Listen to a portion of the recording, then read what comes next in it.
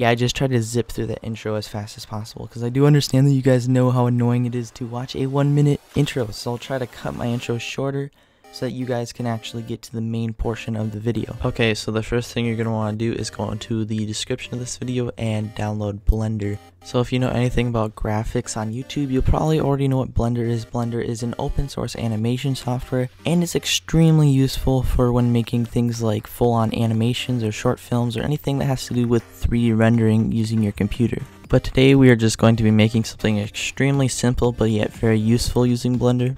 Okay, so once Blender boots, all you have to do for the first thing is hit the B key and then drag and select everything within the window and then delete it.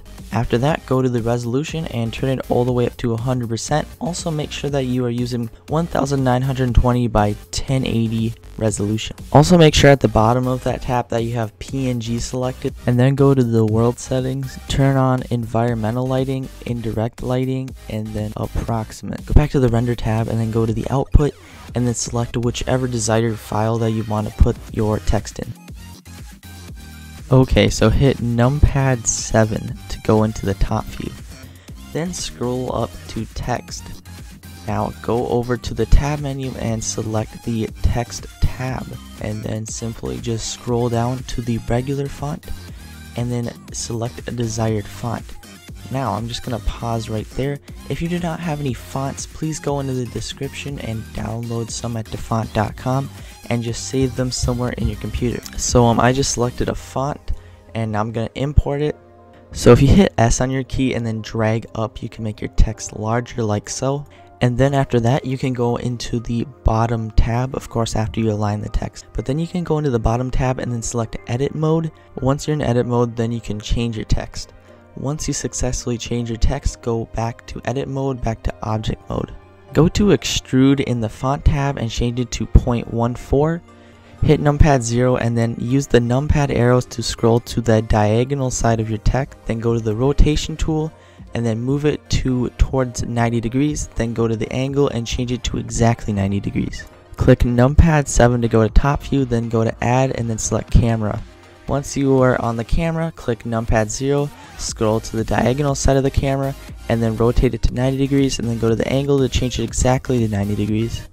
Once it is exactly 90 degrees, you can use the arrow tools to move it along the X and Y axis to find an exact location. Then click numpad 0 to go into the camera, and then from there you can align the text to be within the right area within your camera. Apologies for the repetitive wording there. Go to the little tab with the circle and change it to rendered view. This will give you a little sample of what your render will look like, and then you can go back to solid once you are done looking at it. Click numpad 7 to go back to top view, then go to add and then click lamp and then click Hemi. Move the lamp to one side of the text and then do the exact same thing, except next time do it on the exact opposite side of the text. Okay, so once you align the lamp, select one of them and then change the color, select the other and then change the color for that one. Now the color is based entirely on what you want the theme of the logo to be. It'll just be a little bit of a highlight on the outside, as you can see when you go into render mode. That's kind of a little sample of what it'll look like. Go back to the render tab, then go down to shading and change the little tab area from sky to transparent. Now all you have to do is just go up to the render tab and then click render animation. Now leave the animation rendering until you think you have enough images. So as you can see, there's about 3, 4, 5, 6. Okay, I stopped it at 6, so there should be 6 images in my folder if I go and look at it right now. So go back to the folder where you originally saved all of those images. Mine was called text. Open it up. We have 6 images, and there you go. So now that you understand the basics of making 3D text in Blender, you can definitely make this a lot more advanced. You can do a lot more sophisticated things. You can even learn how to use Cycles Render if you want, which is a more advanced rendering engine with a lot more settings and things that you can tune to make your stuff look better.